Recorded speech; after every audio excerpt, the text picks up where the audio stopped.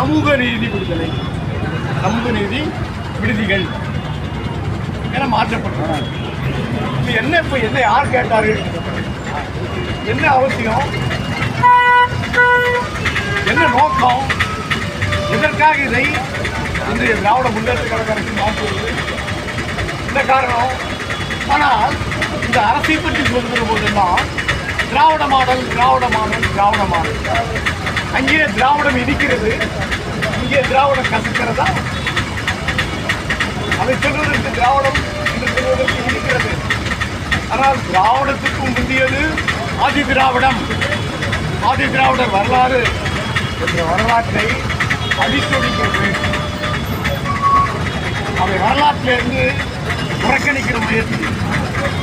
ஆகவேதான் இந்த ஆதி திராவிடர் என்ற பெயரை நல்ல நல்ல எடுக்க வேண்டும் என்பதற்காக இந்த அரசு ஒரு சரித்திர புரட்டை அங்கீகரிக்கிறது.